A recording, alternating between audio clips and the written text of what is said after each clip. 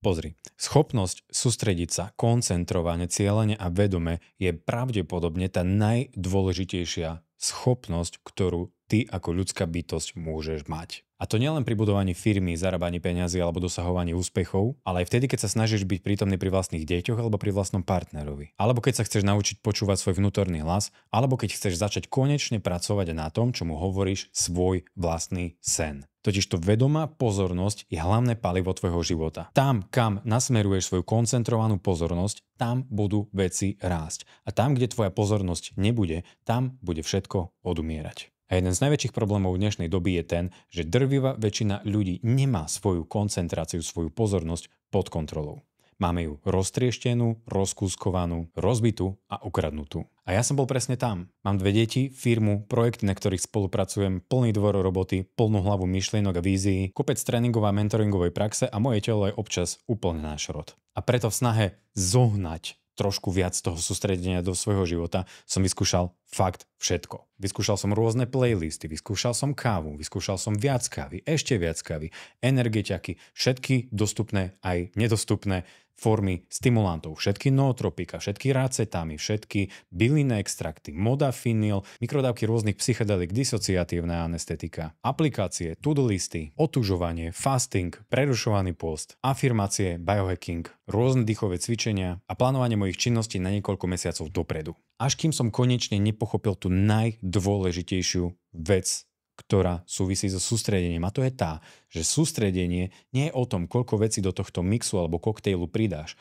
ale je to práve naopak o tom, koľko vecí si dovolíš z tohto celého mixu odobrať. A o tom to bude celé dnešné video. Povieme si o hlavných killeroch alebo o hlavných nástrahách, nepriateľoch tohto nášho sústredenia, ktoré v nás vytvárajú ten vnútorný odpor, vďaka ktorému my sa nedokážeme poriadne sústrediť, kvôli čomu máme pocit, že s tou pozornosťou si nedokážeme narábať a že vlastne ovláda nás každej jednej strany len nie z nášho vnútra. Zároveň si povieme také základy o tom, že ako to sústredenie v našom nervovom systéme vzniká a ako to tam vyzerá, na základe čoho si nakoniec videa povieme, aké veci dokážeme vo svojom živote, alebo mali by sme vo svojom živote robiť z dlhodobého hľadiska, aby sme sa postarali o to, aby to naše sústredenie fungovalo bez problémov. A zároveň ti poviem o mojich technikách a postupoch, ktoré používam vždy tesne predtým, než potrebujem začať robiť nejakú sústredenú činnosť, ako je napríklad točenie videa, nejaká hlboká debata s mojimi najbližšími, alebo s kýmkoľvek, alebo nejaká mentoringová prax, alebo čokoľvek, kde sa vyžaduje môj plný fokus, moje plné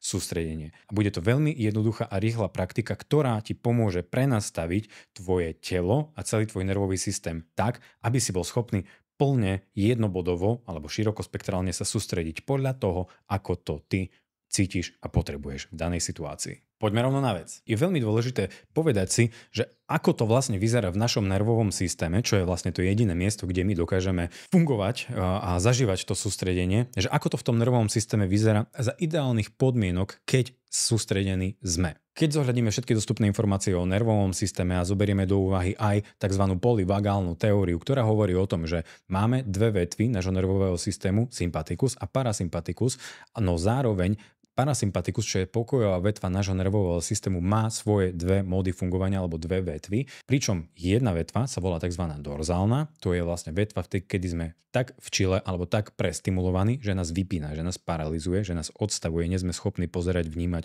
sme len paralizovaní. A zároveň súčasťou tohto parasympatického nervového systému alebo vetvy nervového systému je tzv. Ventrálny stav, čo je stav, kedy sme pokojní, no bdeli zároveň. Sme schopní vnímať doširoka celú panorámu okolo nás, sme schopní komunikovať s druhými ľuďmi, cítime sa bezpečne, veci idú hravo, veci idú ľahko sa nám koncentruje, ľahko sa nám sústredí, ale čo je ďaleko dôležitejšie, je, že ľahko dokážeme kontrolovať to, na čo sa ideme sústrediť. Čiže, aby som to zjednodušil, na základe mne dostupných informácií a poznatkov a pochopenia mechanizmov, ktorým som bol vystavený v posledných rokoch, dokonalé rozpoloženie nášho nervového systému je, keď sme v dobre tonizovanom ventrálnom vagálnom stave s jemne stimulovaným sympatikom. Skúsim to trošku zjednodušiť. To znamená, že to ideálne rozpoloženie nášho nervového systému, kedy sa dokážeme sústrediť a dokážeme do veľkej miery kontrolovať to naše sústredenie, prebieha práve vtedy, keď sme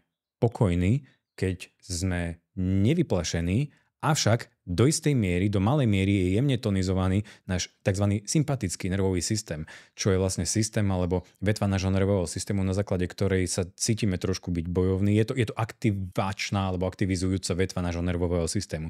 To znamená, že jedná sa o istý druh mixu takého toho pokojového nastavenia a takého jemne vystimulovaného nastavenia. Takže jeden z hlavných útočníkov alebo blokátorov nášho prístupu k ventrálnemu vagálnemu zapojeniu nášho nervového systému je práve paradoxne káva a kofeín a stimulanty. Pričom nie je to čierno-biela téma. Nechcem povedať, že káva, kofeín a stimulanty sú zlé, pretože ja kávu milujem. A milujem ju natoľko, že som jej schopný vypiť litre. Fakt ju milujem. A práve preto si dovolím o tejto problematike hovoriť, lebo mám z ňou dosť veľa skúseností.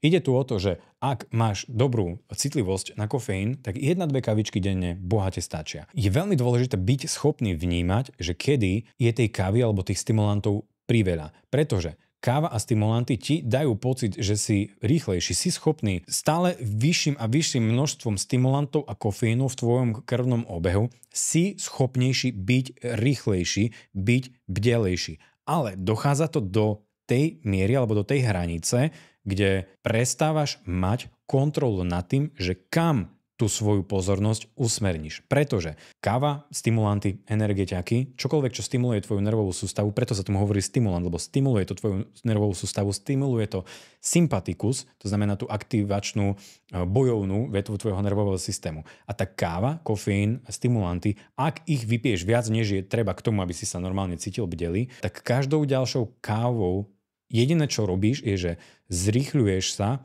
a vnášaš do svojho nervového systému zhon, vďaka čomu, to je prírodzený mechanizmus, tvoje telo začne vyhľadávať ohrozenie v okolí, aj keď si úplne v pohode. Aj keď si úplne, že pri svojej rodine, ktorú máš rád, alebo keď sa s rodinou nenavidíš, tak si s kamošmi, s ktorými sa cítiš fajn a sa cítiš OK, ale cítiš, že niečo nie je dobré. Že niečo sa zle deje. A v takomto momente tá tvoja pozornosť, ináč ten pocit môže byť veľmi subtilný, ale tento pocit, že niečo nie je OK, alebo že niečo by sa malo proste diať, pramení z toho, že tvoj sympatikus je proste vystresovaný tohto množstva stimulantov a v takom prípade tvoj sympatikus bude nútiť alebo riadiť tvoje správanie do veľkej miery tak, že bude v kuse preskakovať medzi rôznymi bodmi tvojej bežnej reality, kde bude usmerňovať pozornosť, pretože ten sympatikus sa potrebuje postarať o tvoje prežitie a ten sympatikus, respektíve tvoje telo sa necíti bezpečne a používa ten sympatikus na to, aby to telo zistilo, že kde je momentálne ohrozenie. Keď tam reálne momentálne žiadne nie je. A keď máš v sebe vyššie množstvo kofeínu alebo stimulantov, než je potrebné, tak aj keď ty uvidíš a logicky uvážiš, že nič tu momentálne nie je, čo by ma ohrozovalo. Všetko je OK. Peňažky mám, deti sú zdravé, tráva rastie, sem tam poprší, slnko svieti, robotu mám, nikto ma neznáša, nikto ma nenávidí, všetko je OK, penis mi stojí, keď jednoducho všetko je OK, ale ty máš to príliš vysoké množstvo stimulantov, nedokážeš tu ani myseľ, ani telo, ani tú svoju pozornosť žiadnym spôsobom upokojiť, pretože jednoducho ten kofeín v tebe pracuje. On tam jednoducho máka. A on má pomerne dosť dlhý polčas rozpadu, to znamená, že minimálne nejakých 6 hodín, keď si už prestimulovaný z toho kofeínu, minimálne nejakých 6 hodín bude pre teba veľmi náročné svoju pozornosť ulapiť, usmerniť ju tam, kam potrebuješ. Dá sa to iba vtedy, keď tej kávy máš iba také množstvo, alebo toho kofeínu, alebo stimulantov máš v sebe iba do tej miery, do ktorej sa cítiš spokojný. A nájsť túto hranicu musí každý z nás sám. Ak nepiješ energetiky, stimulanty, kofeín a tak ďalej, tak tento bod pre teba nie je až tak dôležitý, ale kofeín a káva je v dnešnej dobe vlastne užívanejšia droga na planete Zem. A patrím medzi týchto ľudí aj ja. Kávu milujem, káva mi robí dobre, ale kedykoľvek, keď vypijem viac než 2 malé espressa, už viem, že to nebude dobre. Už viem, že tú pozornosť budem musieť krotiť takým spôsobom, ako keď si predstavíš toho býka, na ktorého chodia kouboji sadať a nikto sa tam nevie udržať. Tak toto funguje svojou pozornosťou, keď vypiješ príliš veľa kávy a energetiakov. Budeš rýchly, budeš mať pocit, že všetko fičí, ale tvoja produktivita, tvoja efektivita práce nebude vysoká, pretože nie si schopný kontrolovať tú pozornosť, pretože tá pozornosť momentálne slúži tomu, že vyhľadáva ohrozenie v tvojom okolí, ktoré tam s veľkou pravdepodobnosťou ani nie je. Druhý veľký zabijak alebo blokátor toho, aby sme boli schopní upadnúť do toho ventrálneho nervového systému, je taký mindset alebo nejaké presvedčenie alebo nejaký narratív, že vlastne život je dobrý, alebo deň bol dobrý, deň bol úspešný, iba keď bol výkon, iba keď bol nejaký úspech, keď si cítim, že veci idú rýchlo, jedna šupa za druhou.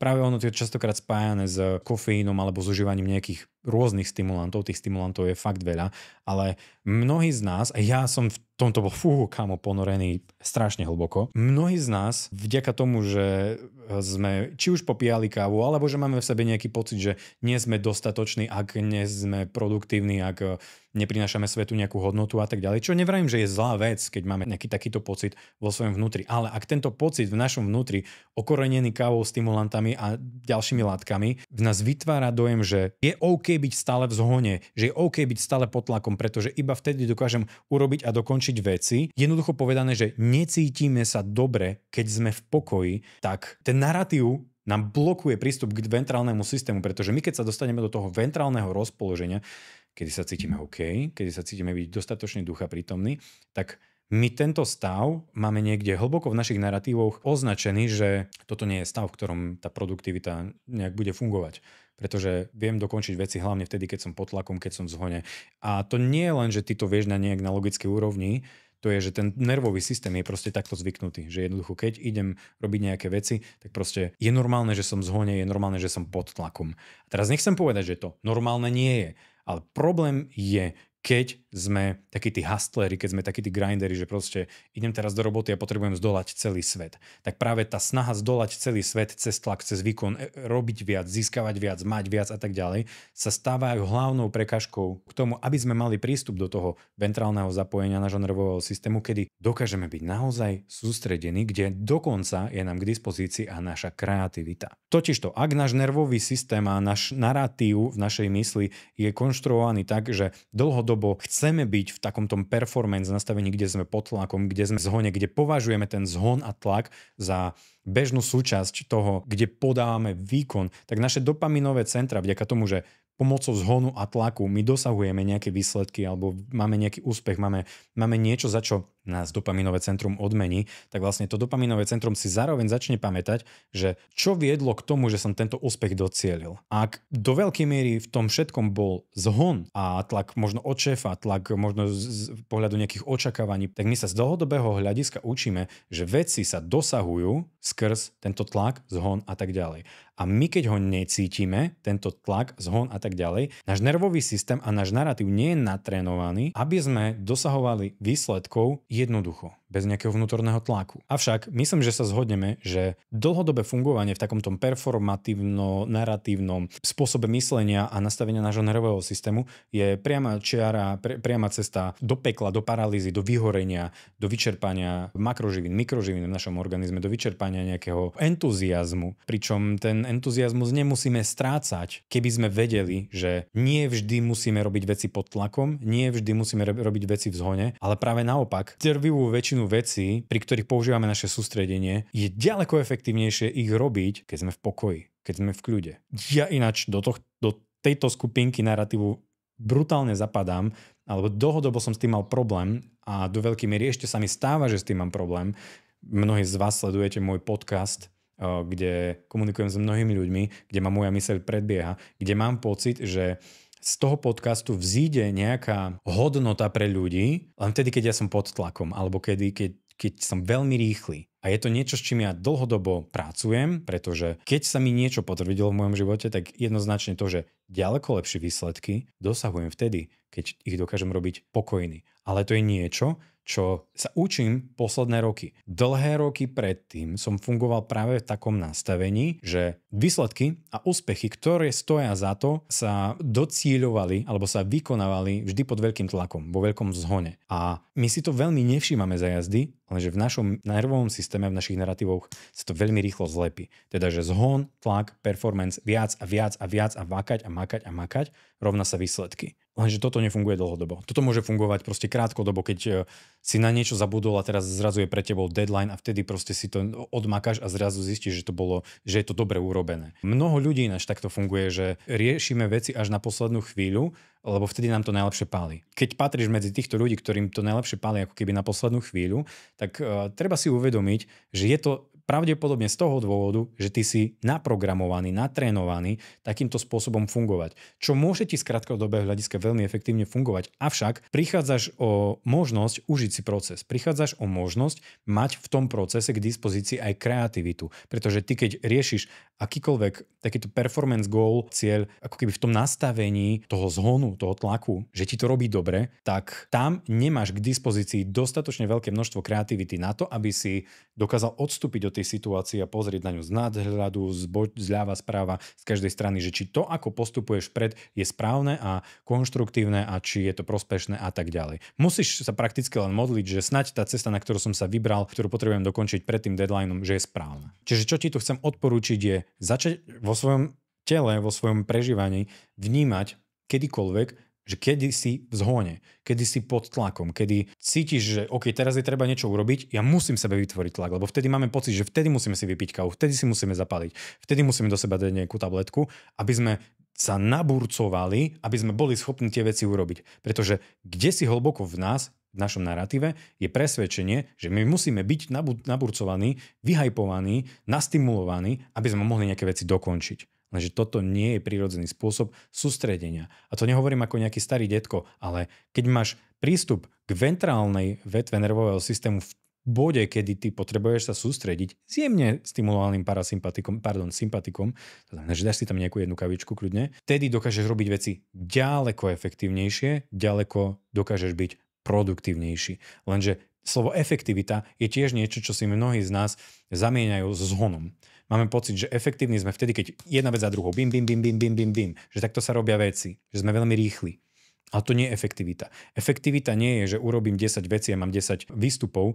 Efektivita je o tom, že hľadám spôsob, ako urobiť vec efektívnejšie, aby za jeden diel času som urobil väčší výnos, aby som urobil veci efektívnejšie. To znamená, že ja nepotrebujem makať v kuse, šlapať. Niekedy áno, ale sú tu aj dni alebo úlohy, kde môžem si počkať, zamyslieť sa, upokojiť sa a pozrieť sa na tú problematiku, že či sa to nedá robiť efektívnejšie.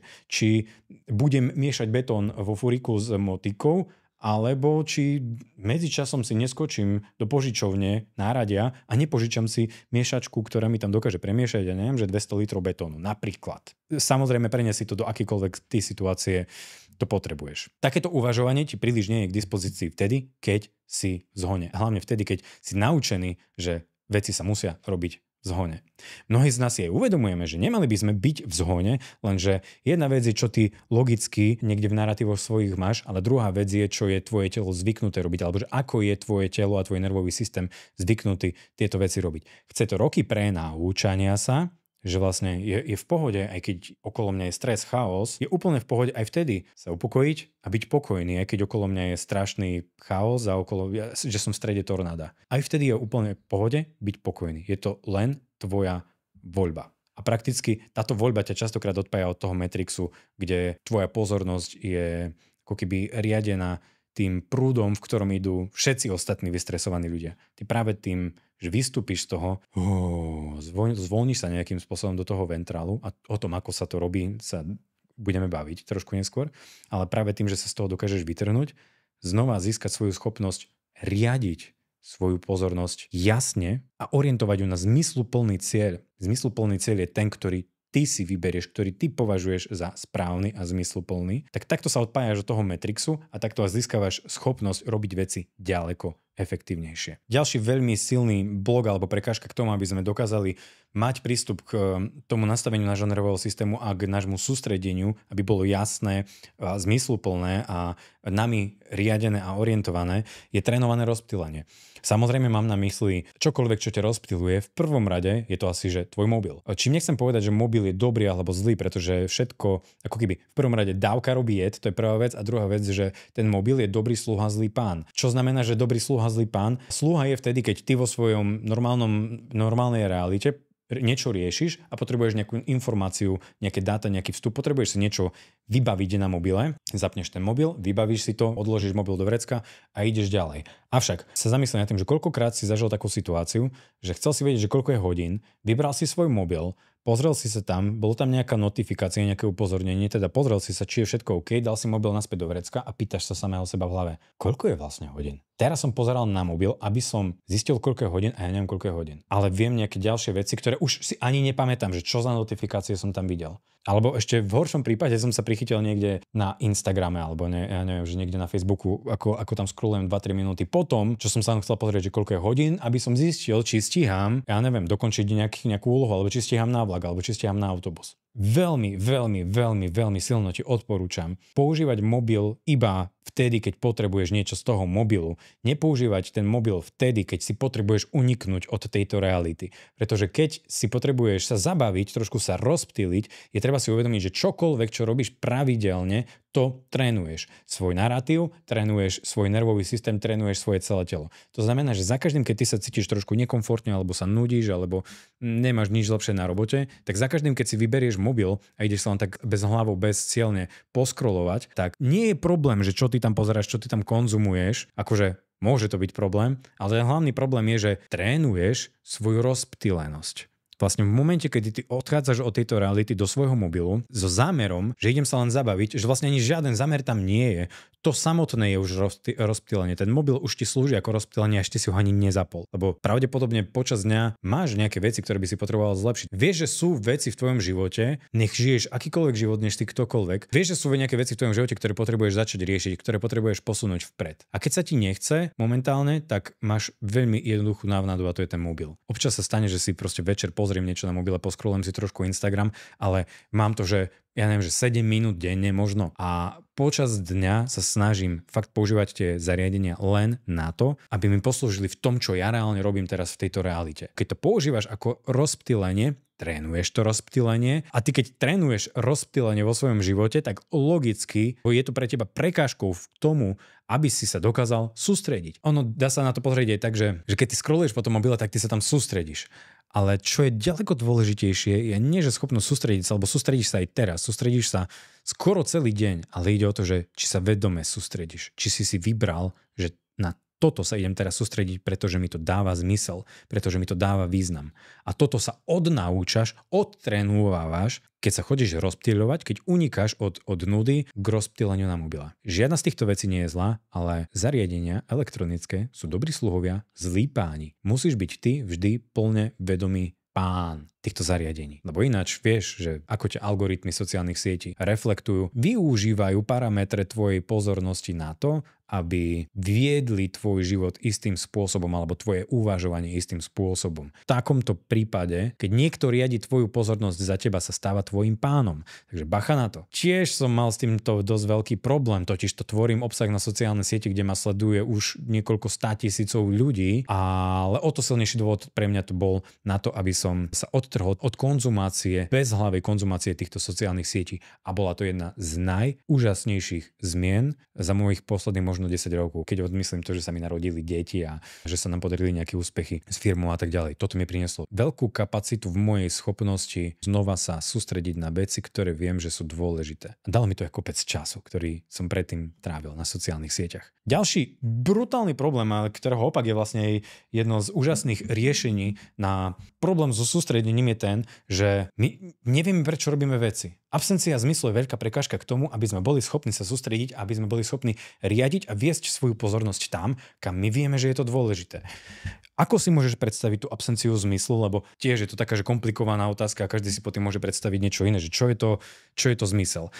Prakticky je to tvoja odpoveď na otázku, prečo robím danú vec. Dnes tu sedím a môj zmysel toho, čo momentálne robím, je ten, že chcem odkomunikovať, akým spôsobom sa sústredím na to, aby som to poskytol ďalším ľuďom, ktorí následne vďaka týmto informáciám budú môcť schopní zmeniť alebo zlepšiť nejaké parametre vo svojom živote, aby ten svoj život mohli zlepšiť k lepšiemu. Vďaka čomu sa bude každému na tejto planete žiť o troši lilinku lepšie, dokonca aj mne. Čiže je tam aj nejaký egoistický zámer, plus niekde v konci tohto videa spomeniem reklamu na niektoré z mojich doplnkov výživy. Toto je môj úprimný zámer. Toto je zmysel toho, prečo toto dnes robím. Plus sú tam nejaké postranné úmysly v tom slova zmysle, že chcem každým jedným videom sa učiť, ako lepšie svietiť svetla, ako rozprávať na kameru a tak ďalej. A sú dni, kedy sa mi vôbec nechce tieto videá točiť, avšak není pre mňa problém upriamiť do nich pozornosť, pretože viem, aký zmysel mi to dáva. Respektíve, aký zmysel do toho vnášam. A teraz ako keby obrátim to naopak, aby si dokázal predstaviť, že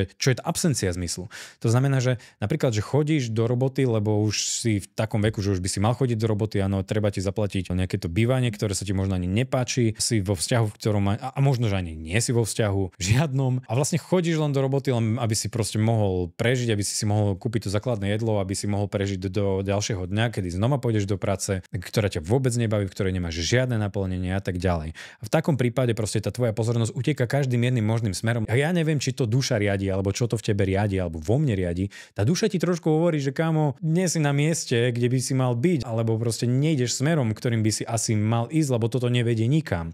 A v takom prípade tú svoju pozornosť ako fakt je najjednoduchšie utopiť proste niekde do mobilu. Nedivím sa, že dneska sme mnohí závislí na mobiloch a že máme problém sa od toho odlepiť. Ale o čo teda ide? Neznamená to teda, že máš vymeniť prácu. Neznamená to teda, že máš vymeniť partnera alebo že máš vymeniť bývanie. Ty potrebuješ vedieť, že kam sa chceš vo svojom živote dostať alebo čo chceš docieliť v behom, ja neviem, že pol roka, 5 rokov, 10 rokov alebo ako chceš, aby vyzeral tvoj život jedného dňa.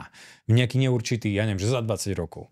Hej, tak pravdepodobne napríklad, dajme tomu, že robíš niekde za pásom za 700 eur, ktoré ti len tak vyplatia tvoj nájom a tvoje jedlo a nejaké základné poplatky. A proste nemáš žiadnu nejakú ďalšiu víziu, nejaký ďalší hĺbší zmysel alebo nejakú túžbu niekam sa posúvať v živote. A teraz si predstav verziu B, kde máš nejakú víziu, že OK, chcem sa dostať proste z tohto miesta, kde žijem, chcel by som si sa dostať niekde na nejaké iné miesto, kde žijú ľudia nejak viac v súlade s tým, ako ja si predstavujem, že by mi bolo asi dobre. Alebo že chcem proste žiť na nejakom inom mieste, ale jednoducho momentálne mi to moje finančné podmienky nedovolia. Tak keď si momentálne v tej práci a vieš, že si tam preto, aby si zarobil peniaze a odložil si možno zo pár drobných na to, aby si bol schopný získať nejaký nový skill, nejakú novú skúsenosť, nejakú novú znalosť, alebo aby si mohol kúpiť, ja neviem, nejaký nástroj, vďaka ktorému zvýšiš pravdepodobnosť, že budeš schopný nájsť si lepšiu prácu, tak si schopný za tým pásom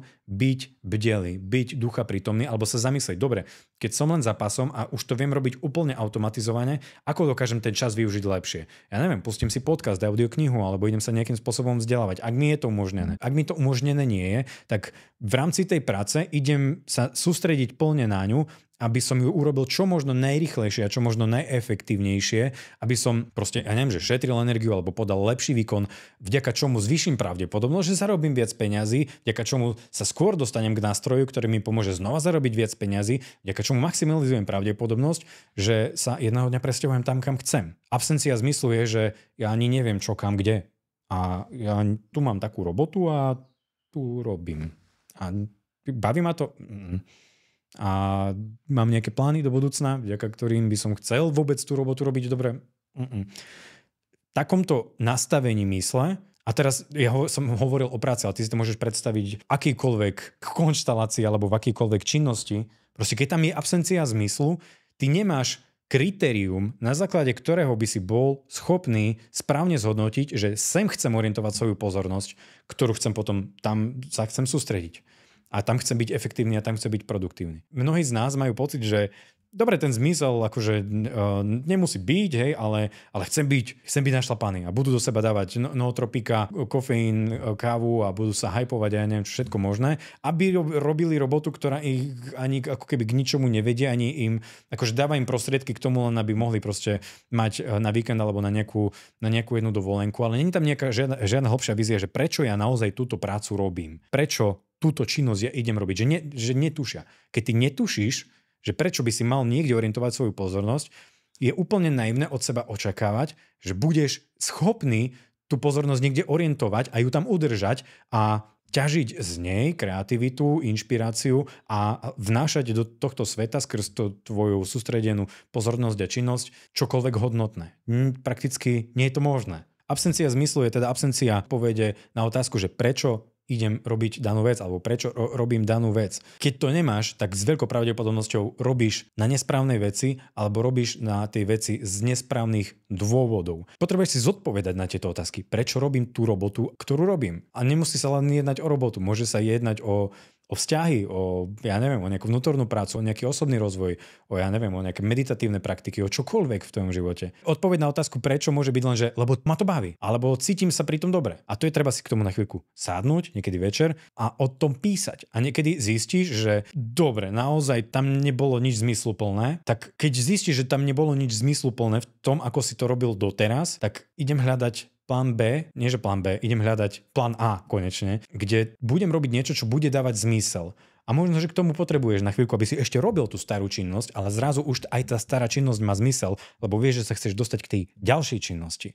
To je brutálny stavebný pilier pre tvoju schopnosť orientovať vedome a zmysluplne svoju pozornosť, kamkoľvek potrebuješ. Toto ti žiaden nootropikum neurobí. To za teba neurobí nikto. Ty si tu šéf. Ďalšia v dnešnej modernej dobe veľmi bežná prekážka k našej schopnosti sa sústrediť je veľa tzv. Side questov alebo bočných úkolov. Čo tiež každý z nás si môže predstaviť nejako ináč a v živote každého z nás to bude nejakým spôsobom iné, ale čo tým chcem povedať je to, že keď viem, že momentálne v mojom živote je najdôležitejšie, ja neviem, že behom tohto mesiaca je najdôležitejšie, aby som dokončil 1, 2, 3 veci, tak toto sú ako keby moje hlavné úkoly, na ktorých ja potrebujem možno každý jeden deň pracovať ako na priorite. Potom sú tu ako keby ďalšie veci, niekto tomu Steven Pressfield vo svojej knihe, Ježiš, ako sa volala tá kniha? Kde je?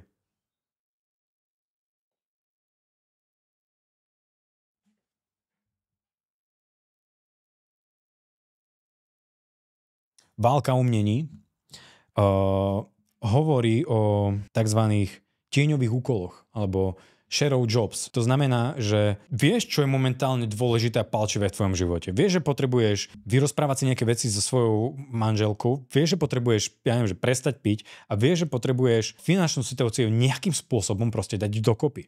Potrebuješ si k tomu sadnúť, aby si nad tým porozmýšľal a začať robiť akčné kroky, vďaka ktorým, aby si to začal meniť, transformovať, zlepšovať. Niektoré z tých vecí sa nám zdajú príliš komplikované alebo príliš ťažké na to, aby sme sa do nich pustili, ale my chceme v sebe udržať častokrát ten pocit, že no ale hýbu sa veci dopredu, však nevidíš, ja robím kopec vecí. Tak si nájdeme veľa tých takých side questov, takých tých tieňových prác. To znamená, že áno, mal som tento mesiac prísť s plánom, ako našu finančnú situáciu možno že zlepšiť, ale okolo toho ja som zrazu začal vysávať. Hej. Čo nevrajím, že vysávať je zlé, ale možno, že doteraz som nevysával, len som zrazu začal vysávať, len aby som sa sám pred sebou cítil, že niečo sa deje, niečo robím. Vrajím, nie je to zlé, ale side quest ďalší môže byť ten, že no teraz pôjdem vytrhávať burinku niekde vonku, keď viem, že proste sú to palčivé veci, ktoré čakajú na mňa, aby som to urobil.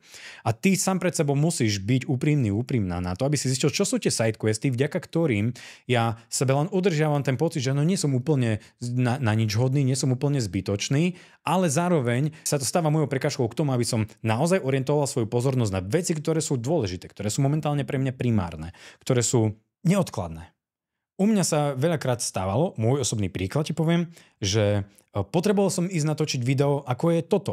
Nevedel som sa k tomu dokopať a moje side questy boli tie, že no išiel som tu teraz trošku prezametať a ešte to není ono, tak išiel som potom do kade ľadovej skočiť a išiel som to trošku ešte podcvičiť a tak ďalej. Zrazu končí deň a vyriešil som kopec iných malých drobností, ktoré nevrajím, že není treba ich vyriešiť, ale neboli top priority. A tie top priority sa dlhodobo odkladajú. A tie top priority, keď sa dlhodobo odkladajú v tvojom živote, tak ono sa toho proste kopí. Čo ja odporúčam pri takýchto veciach robiť je, že mať to naozaj spísané, že čo je teraz kľúčová vec, čo je tá jedna jediná vec, ktorú keď teraz vyriešim, všetko ostatné bude ľahšie. A ako na nich začať pracovať. Keď už máš stanovenú tú jednu vec, alebo dve veci, alebo tie priority, tak na základe toho dokážeš zhodnotiť, že ktoré tie veci, ktoré ja robím počas dňa, sú side questy. A sú ako keby že menej dôležité. To neznamená, že nesmieš tie menej dôležité veci robiť, ale nemôžeš na tých menej dôležitých veciach stavať svoj deň. To je tiež ako keby trénované rozptýlenie. A posledná veľmi bežná prekážka, ktorej sa chcem povenovať v dnešnom videu, skôr než ideme k riešeniam. Ono súvisí s každou jednou vecou, ktorú som doteraz hovoril, a to je tá, že vlastne mnoho vecí v našom živote robíme preto, aby sme sa zapáčili druhým. A mnoho vecí v našom živote robíme preto, aby sme uspokojili druhých, očakávania ostatných ľudí. Drvivá väčšina z nás si myslíme, že sme hodní, že sme hodnotní iba vtedy, keď podávame nejaké výkony alebo performujeme nejaký nejakým spôsobom, alebo že sme hodnotní vtedy, keď robíme. Že sme hodnotní iba za veci, ktoré my robíme. Celá dnešná moderná západná spoločnosť je takto nastavená, je veľmi jednoduché. Nie, že je veľmi jednoduché. My sa rodíme už do takéhoto nastavenia. Ono to v nás spôsobuje taký trošku problém, lebo vlastne dejú sa tu také dve veci. Prvá je tá, o ktorej sme už hovorili, a to je, že vytvára to v náš ten mindset, že musím stále niečo robiť. Že vlastne niekedy, že fakt, že oddychnúť si, cieľene oddychnúť, nielen, že sa vyhodiť pred mobil a scrollovať celý deň, ale že reálne pracovať na svojom oddychu, na relaxe, dýchať, ležať, ísť do prírody na prechádzku a tak ďalej, že tieto veci buď po nich siahame, až keď je už veľmi zle, alebo jednoducho, keď sa do nich pustíme, tak cítime sa zle, lebo cítime, že nepodávame teraz výkon, vďaka čomu vlastne my stále v sebe udržávame ten sympatikus ďaleko viac stimulovaný a aktívny, než je potrebné. Cítime sa byť proste stále, že není niečo OK, že není OK proste si tu len posedieť, poležať, počilovať, oddychnúť, čo je ako keby jeden z najzákladnejších predpokladov k tomu, aby sme mali k dispozícii to jasne, jednoducho orientovateľné sústredenie, dlhodobo udržateľné v našom ventrálnom rozpoložení nášho parasympatického nastavenia nervového systému. Pane Bože, to jak ja rozprávam.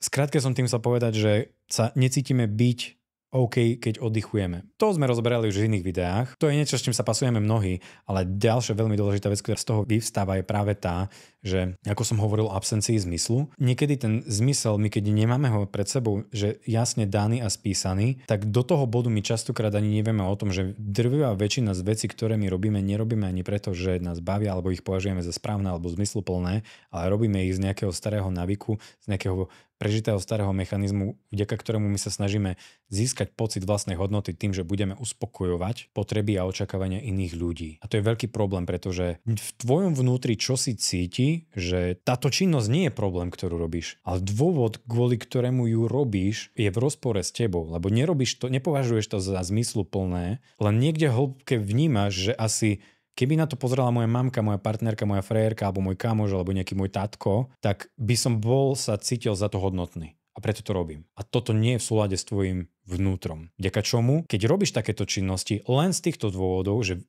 tušíš, že druhí by ťa za to boli pochválili, videli a tak ďalej, keď potrebuješ byť videný pri tých veciach, tak je ťažké udržiať tam pozornosť, ak videný nie si. Čiže veľmi dôležité si zrevidovať, že čo to ja vlastne každý jeden deň robím a prečo ja to robím. Robím to preto, že ja to považujem naozaj za dôležité. Mnohí z vás, ktorí si cez tieto otázky o svojej hlave prejdete, zistíte, že fú kámo, ale proste ja tú prácu neznášam a ani mi nedáva to, čo ja potrebujem k tomu, aby som sa niekde v živote posunul a celý život sa snažím zapáčiť niekomu, komu na mne nezáleží a prakticky, toto je ešte ináč veľký paradox a veľmi až úsmevné je to, aj keď nie je to úsmevné. Častokrát ten človek, na koho názore mi záleží, akože ani nerešpektujem, ani ho nechcem a nepotrebujem ho mať vo svojom živote. Ale nikdy som sa samého seba nespýtal, či toto robím naozaj kvôli tomu, že ja tomu verím. A keď teda robíme veci kvôli tomu, že druhí by nás mohli vidieť, oceniť, ohodnotiť alebo niečo také, tak ťažko sa nám na tieto veci sústredí. Lebo nie je tam proste ten zmysel. Ten zmysel tomu dávaš ty. Ak tvoj zmysel, ktorý tomu dávaš ty, je ten, že robíš to len preto, aby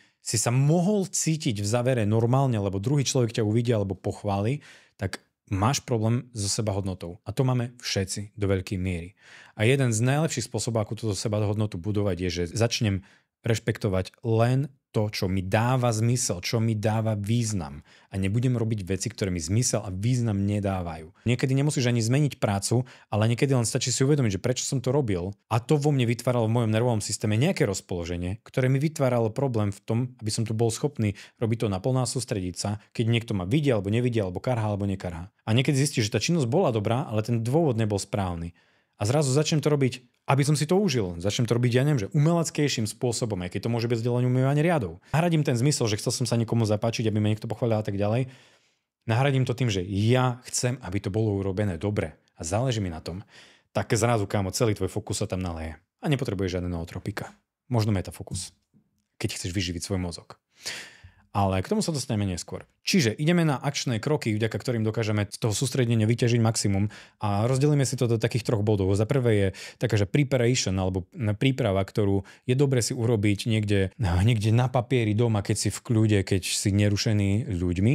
Potom si povieme teda konkrétnu techniku, ako sa dokážeš veľmi rýchlo dostať do stavu sústredenia sa a nakoniec si povieme nejaké dlhodobé veci, ktoré je treba vo svojom živote robiť na to, aby si maximalizoval pravdepodobnosť, že to sústredenie pre teba bude OK.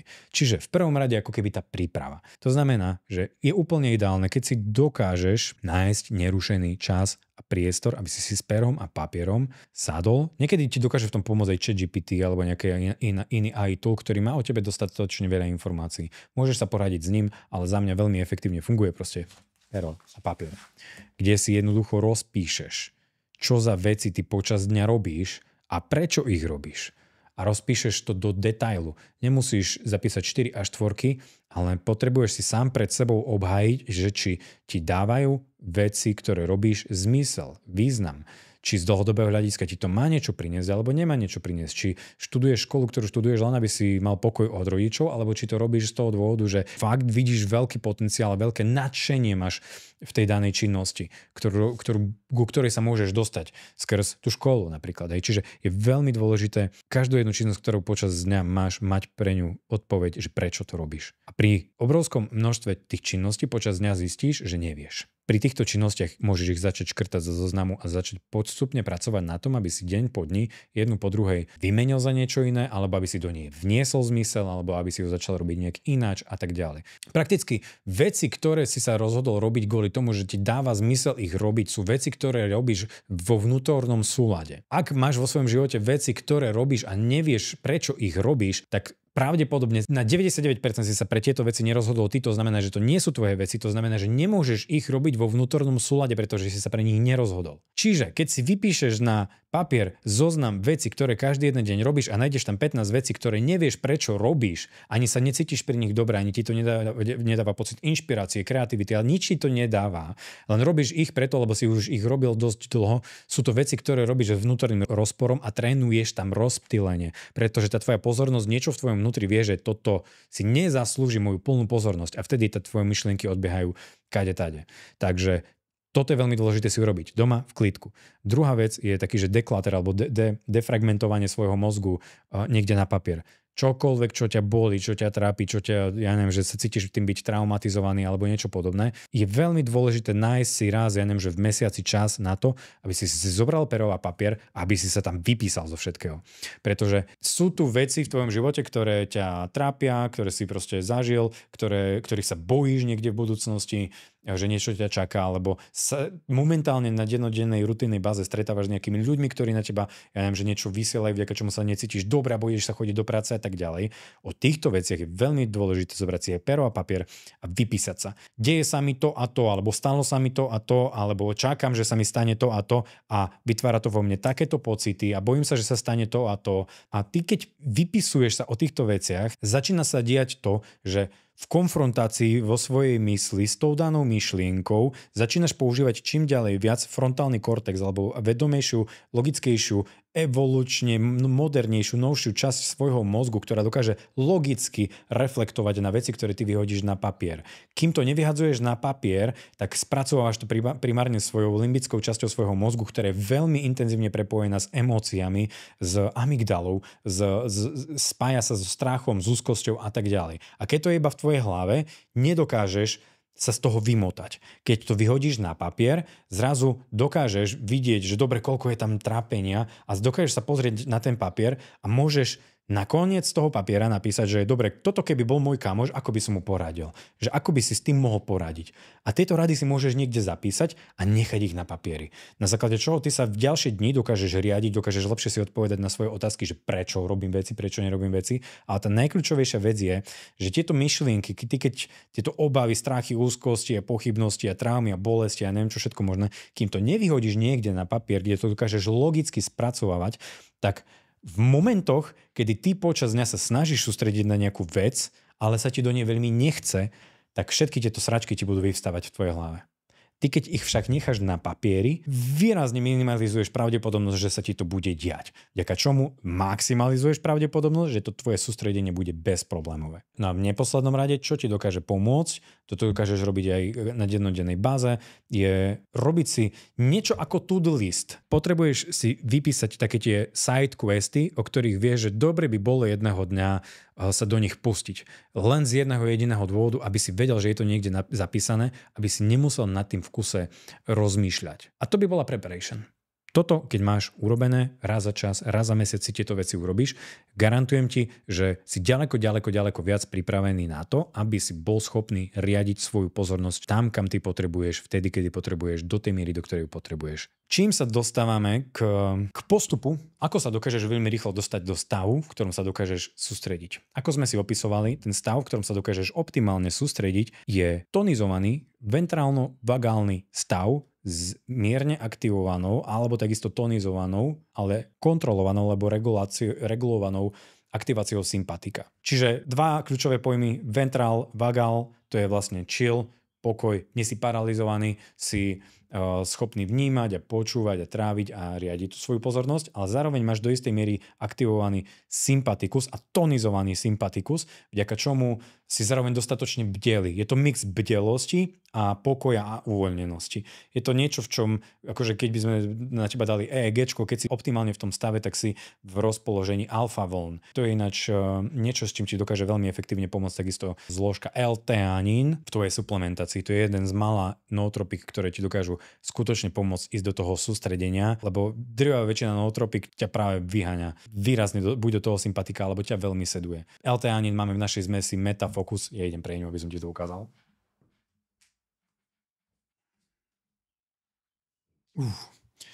Metafokus je naša nootropická zmes, ktorá obsahuje solidnú dávku L-teanínu, ktorá ti pomáha do tohto ventrálneho vagálneho stavu s jemnou stimuláciou sympatika sa dostať. Keby si mal to záujem, tak na stránke neohack.sk môžeš použiť zdrojový kód METANOJA, vďaka čomu získaš dopravu zdarma. Čiže ventrálny vagálny stav, kedy sme relatívne pokojní, upokojení, ale zároveň vďaka sympatiku bdelí, môžeme atakovať pomocou takých 2, 3, 4 praktik. Je to ešte jeden veľmi dôležitý pojem, ktorý je v tej mojej definícii, a to je ten, že je tvoj nervový systém tonizovaný. A nielen nervový systém, ale vlastne celé tvoje telo. Preto, keď ideš sa pustiť do nejakej činnosti, pri ktorej od seba požaduješ, ja neviem, že pol hodinku, 2 hodinky, 3 hodinky, alebo neviem koľko hodín sústredenia, koncentrovanej pozornosti, ktorú ty usmerníš a chceš byť nevytrhnutý. Prvá vec, ktorá ti dokáže obrovsky pomôcť je, keď si dáš nejaký celotelový druh pohybu. Nemusíš ísť na hodinku do posilky, nemusíš nikde špeciálne odbiehať, nemusíš sa ísť nejak špeciálne do nejakého úboru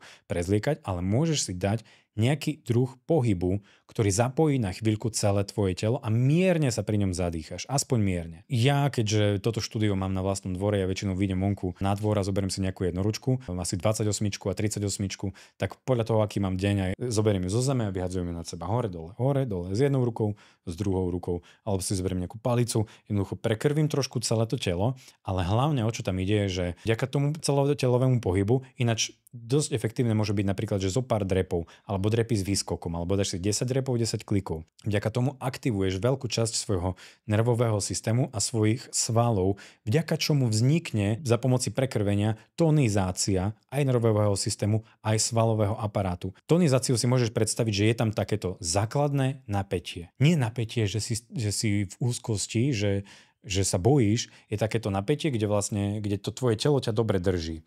Cirkulácia sa zlepší, všetkých mikroživín aj makroživín v tvojom tele, cirkulácia kyslíku, krvi. Zároveň získaš schopnosť vnímať a cítiť celé svoje telo. Pretože každú jednu sústredenú činnosť ty prežívaš celým svojim telom, ale málo kto si to uvedomuje. A keď ten nervový systém a telo nie je tonizované, tak vlastne je veľmi naivné si myslieť, že vlastne tá hlava sama o samote bude niečo robiť, lebo toto celé je tvoja nervová sústava. Od palca na nohe vlastne až po temeno hlavy, po 7. čakru. A možno ešte aj niekde za ňu. Ináč mne ešte veľmi efektívne funguje, keď sa viem hodiť do stojky na rukách a takto urobiť možno 10 klikov. Keď sa vrátim naspäť, cítim celé svoje telo. Ide tam o to, že ty nepotrebuješ sa rozbiť, nepotrebuješ urobiť žiadne kardio, potrebuješ cítiť celé svoje telo. Všetky svaly svojho tela, že dokážeš napnúť stehna, lítka, ramena, biceps, triceps, brucho napnúť. že sa cítiš, že si fluidný vo svojom pohybe a to ti umožní práve pohyb. Toto je tá časť tej praktiky, ktorá ti mierne aktivuje sympatikus. To znamená, že dvihne tvoju bdelosť. Následne, čo veľmi, veľmi efektívne funguje, nemôže to urobiť možno, že každý, ale myslím, že drvivá väčšina ľudí áno, je tá, že následne, čo ti dokáže veľmi efektívne aktivovať ten ventral vagal alebo trošku ťa posunúť do sympatika naspäť, alebo ho aktivovať teda, je keď dokážeš si dať chlad na svoje dlane a úplne ideálne, keď si dokážeš dať, ja neviem, že studenú vodu alebo priložiť si kocky ľadu na svoju tvár. Najideálnejšie je, keď dokážeš zobrať vodu do svojich rúk a dať si to do ksichtu. Vďaka čomu sa aktivuje v našom tele veľmi, veľmi zaujímavý reflex, ktorému sa hovorí divers reflex alebo potapačský reflex, čo je veľmi zaujímavá vec. Vlastne naše telo funguje takým spôsobom, že keď ponoríme našu tvár, keď naše receptory, termoregulačné receptory na našej tvári zistia, že sme konfrontovaní studenou vodou, náš nervový systém si myslí, že my sa potápame. A v takom prípade telo okamžite rapidne zníži srdcový tep, rapidne zníži aktiváciu sympatika, respektíve zvýši aktiváciu parasympatika, čo je vlastne ten pokojový kľudový režim v našom tele.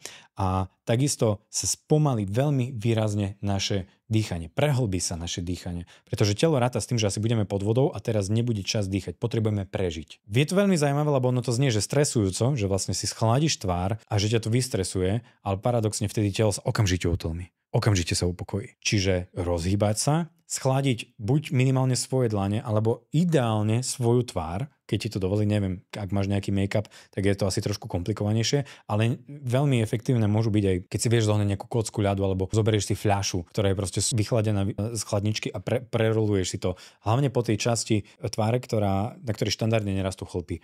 To znamená, že čelo, líca, nos. Potom to, keď si prejdeš, ja neviem, že na 10 sekúnd extrémne rýchlo sa ti vybalancuje to nastavenie tvojho nervového systému. To znamená, že máš tonizovaný sympatikus, zrazu máš aktivovaný aj parasympatikus do veľkej miery. A teraz, čo je veľmi dôležité, je urobiť si stopku na 5 alebo 10 sekúnd. Môžeš stáť alebo môžeš sedieť. Hlboký nádych a pomaličky si vydýchnuť a dať si, ja neviem, že 2-3 kola nejakého boxed breathingu, to znamená, že 4 sekundy sa nadýchuješ, 4 sekundy držíš dých, 4 sekundy vydýchuješ, 4 sekundy držíš dých a dáš si také 2-3 kolečka, alebo si dáš, ja neviem, že 3-4 krát fyziologický povzdych, čo je dvojitý nádych nosom poriadne do hĺbky a pomaly, veľmi pomaly výdych ústami smerom von, vďaka čomu sa výrazne upokojí celý tvoj nervový systém a počas toho, čo vydychuješ, súbežne s výdychom začneš uvoľňovať svoje svaly na ramenách, na bruchu, kdekoľvek, kde máš tenziu a úplne v poslednej fáze výdychu si uvedomíš, že som tu. Som tu. To je všetko, čo si potrebuješ uvedomiť. Takto sa zvedomíš a vtelesníš. Cítiš svoje telo po pohybe, cítiš dokonca svoju tvár, zrazu si sadneš. Ja si to teraz s tebou dám, môžeš si to dať so mnou. Ja si dám 3 fyziologické povzdychy. 2-krát nádych, pomalý výdych. A zvoľňujem ramena počas toho, čo vydychujem.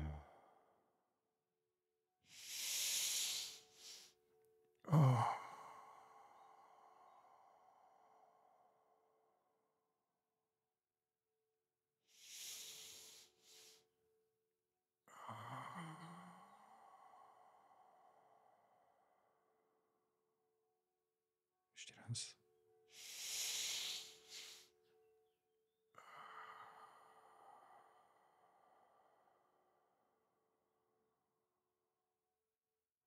Pri tom poslednom výdychu sa uvedomím, že som tu. Kdekoľvek to je. Tu je miesto, ktoré vnímam, že som na ňom teraz. Vnímam svoje nohy na zemi, svoj zadok na zemi, na stoličke a si uvedomujem, že som tu. Otvorím oči a idem sa venovať činnosti, pre ktorú som sa zmysluplne a jasne rozhodol. Toto je rozpoloženie, v ktorom dokážeš vedome a vtelesnene riadiť svoju pozornosť a vykonávať akúkoľvek činnosť. Toto je niečo, do čoho sa postupne budeš vedieť efektívnejšie dostávať aj bez toho, aby si riešil teraz nejaké techniky, lebo my sme si to teraz povedali, že rozhýbať sa, schladiť sa a uzemniť sa. To ťa dostane do stavu, kedy sa dokážeš sústrediť, kedy si vtelesnený, kedy si vedomý, kedy dokážeš robiť veci efektívne a poriadne. Avšak mnohí z vás, ktorí to budete skúšať, že poprvýkrát, budete mať možno problém s tým, že no dobre, ja neviem, ako sa teraz do toho pustiť a proste nechce to pero na papier ísť, alebo neviem sa do tej činnosti pustiť, tak je tu ešte jeden taký trik, ku ktorému ja som točil tiež jedno video, sa to volalo, že experimentálny mindset, ale jednoducho nastav si časovať, alebo povedz si, že najbližších 60 sekúnd sa pustím do tej činnosti a keď mi to že vôbec nepôjde, tak sa na to vykašľam. Alebo optimum bude, keď si nastavíš, že, ja neviem, že 2 minútky. V momente, keď sa do tej činnosti pustíš, hoď len experimentálne, že hoď za 2 minútky sa na to vykašlem, v momente, keď sa do toho pustíš, uvidíš, že aha, ja to v pohode zvládam. Nerobím to možno ešte dokonale, ale už to zvládam. Zrazu prejdú 2 minútky a ty zrazu zistíš, že OK, pohode, môžem ísť ďalej. Čiže je veľmi dôležité ešte s tou svojou kritickou mysľou si vyjednať taký, že poďme skúsiť ultimátum, také, že 2 minútky. 2 minútky, začnem pracovať, začnem písať, alebo ja neviem čokoľvek, čo ty robíš. Vďaka tomu získaš momentum, vďaka tomu získaš pocit, že OK, neviem to možno robiť dokonale, ale už som v švungu. Nemusím s tým už začínať po tých 2 minútach, už mi stačí len pokračovať. A garantujem ti, že v 99% prípadov sa stane to, že už pre teba nebude problém pokračovať. A kedykoľvek ináč v tom sústredení sa prichytíš, že z toho vypadávaš, tak je dosť veľká pravdepodobnosť, keď odmyslíme to, že nejaké notifikácie a e-maily a neviem čo všetko ťa ruší, je dosť veľká pravdepodobnosť, že si vypadol z toho nastavenia svojho nervového systému, to znamená, že si utekol znova niekde do zhonu. Kedykoľvek si to v sebe všimneš, že si z toho ventral vagalu a jemne tonizovaného sympatika von, tak môžeš sa do minútky do toho dostať naspäť.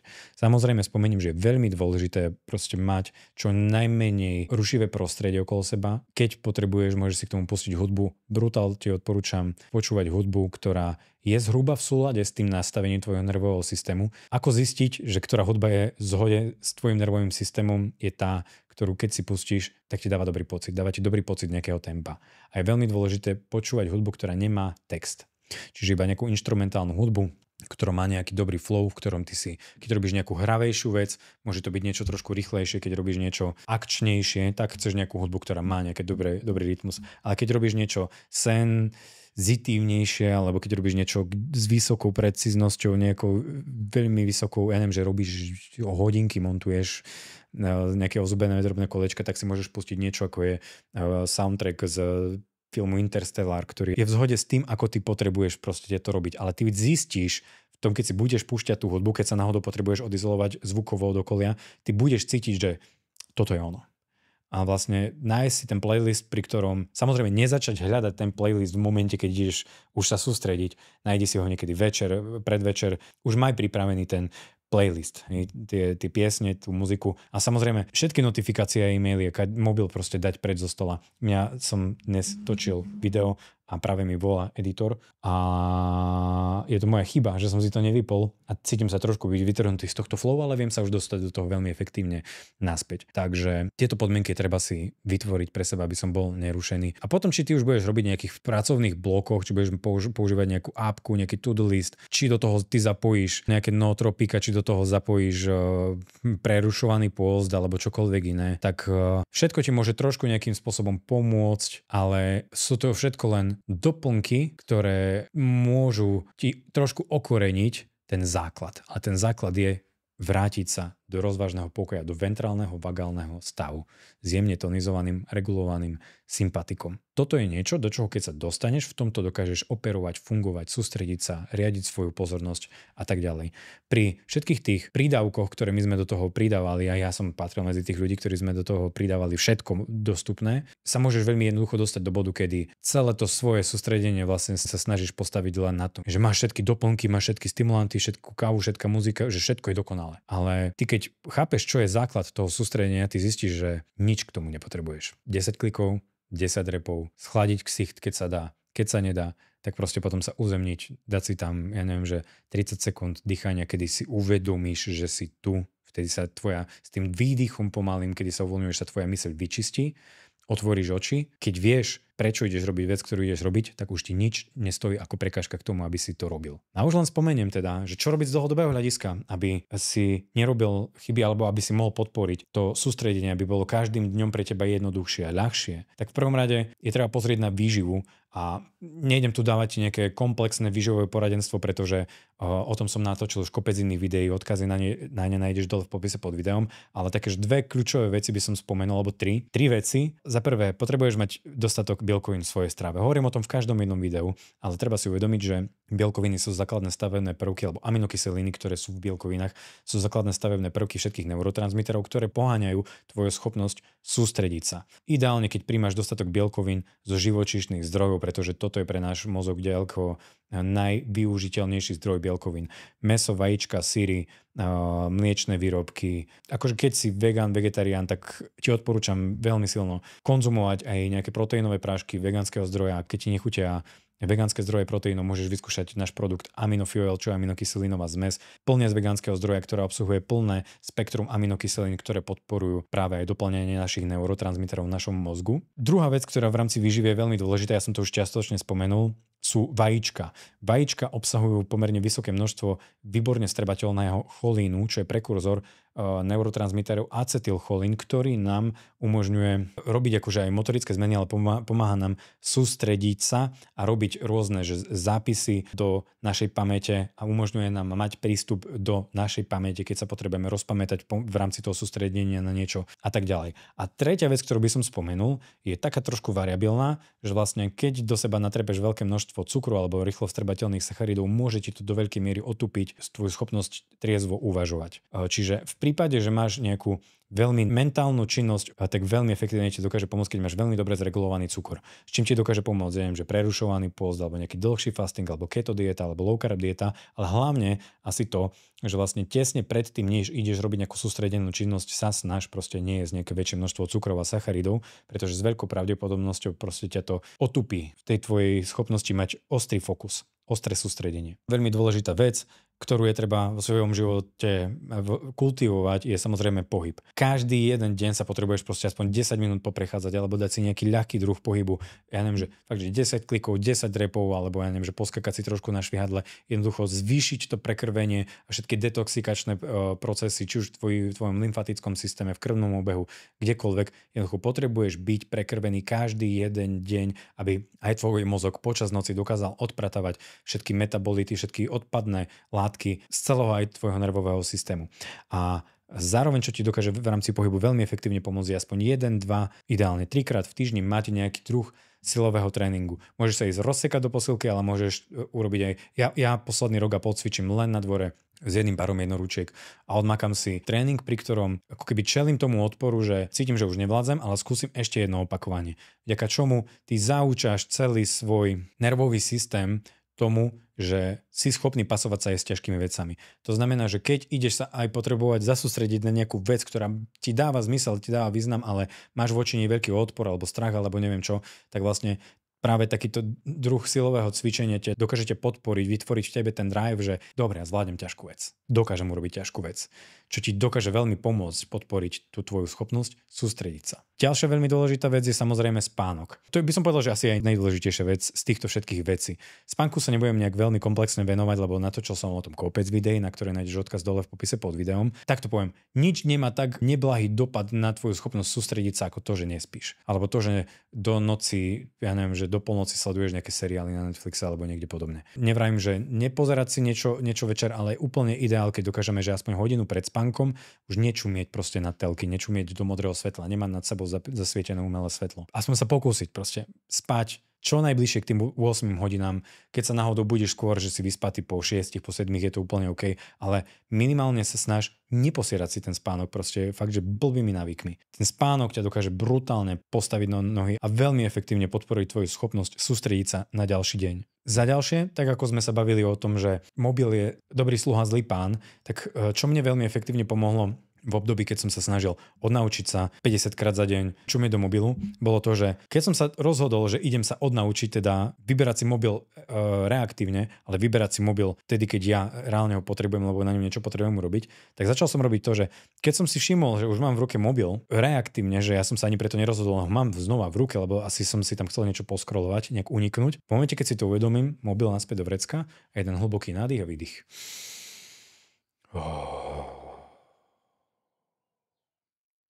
A som tu.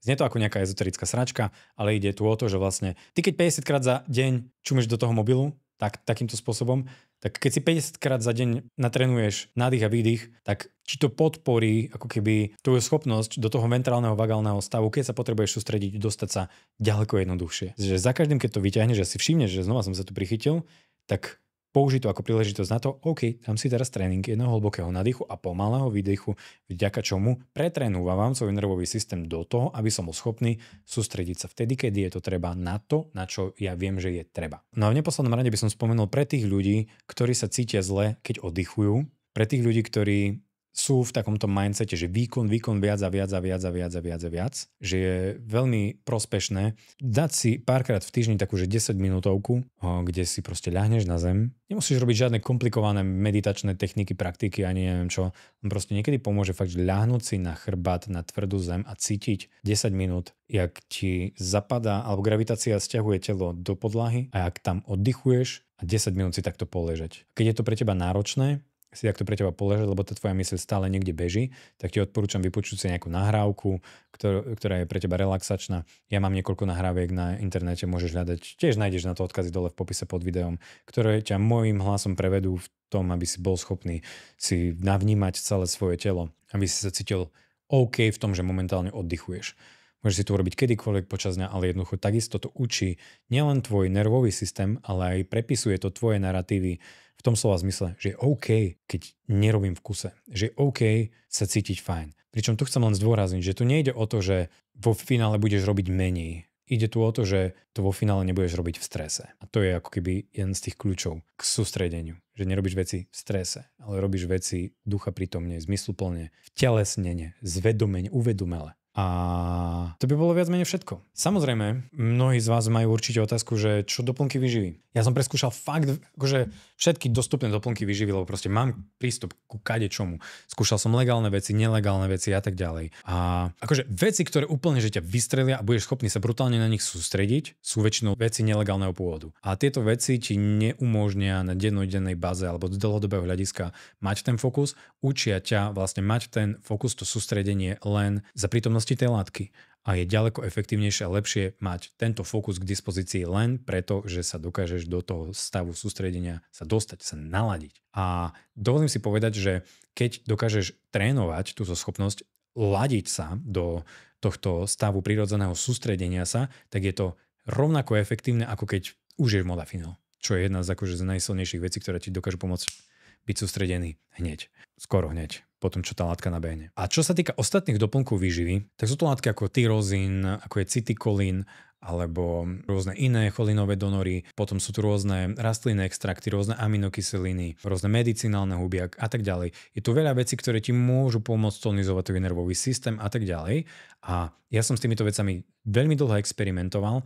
A práve preto, aby som nemusel užívať 30 doplnkov výživy, to je jeden z dôvodov, prečo som založil značku Neohack, pretože pod touto značkou predávame produkty, kde vlastne mám takéto, že 10, 15, 20 zložkové produkty, ako je napríklad Metafocus, kde je 15 účinných zložiek, vlastne je tu výber toho najlepšieho z tých legálnych doplnkov výživy, ktoré však nerobia to, že by ťa stimulovali, lebo toto na základe dnešného videa myslím, že každému je jasné, že nie je spôsob, akým ty budeš bdelia ducha prítomný a sústredený, ale zložky, ktoré sú obsiahnuté v Metafocuse, sú prírodné zložky, ktoré napomáhajú rôznym mechanizmom, či už v bioenergetike tvojho mozgu, alebo čo sa týka generovania energie na úrovni mitochondrií, alebo čo sa týka generovania neurotransmiterov, alebo rôznych ďalších mechanizmov v tvojom mozgu, ktoré podporujú pamäť, alebo ktoré podporujú fluentnosť v tvojom vyjadrovaní a v ďalších mechanizmoch. Metafocus je receptúra, ktorá ťa nenakopne, nevystrelí, ale v prípade, že sa učíš vstupovať do toho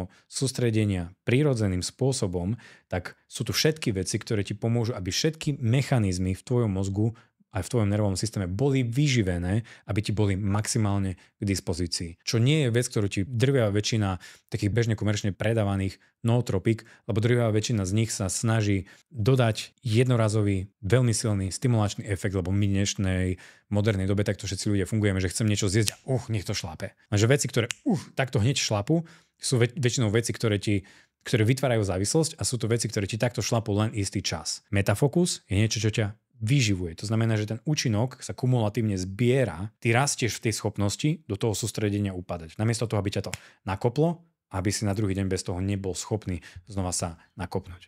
Keby si chcel tento metafokus vyskúšať, tak na stránke neohack.sk použij zľavový kód metanoja, vďaka čomu získaš dopravu zdarma. A máme tam aj kopec iných doplnkov výživy, mimo ktoré ináč ešte spomeniem, ježiš, na toto, že som zabudol, omega-3 mastné kyseliny. Akože to keby som teraz začal hovoriť o všetkých benefitoch, skrz ktoré, alebo o všetkých mechanizmoch, skrz ktoré omega-3 mastné kyseliny podporujú našu schopnosť sústrediť sa, tak to by bolo na ďalšie hodinové video, ktoré možno jedného dňa natočím.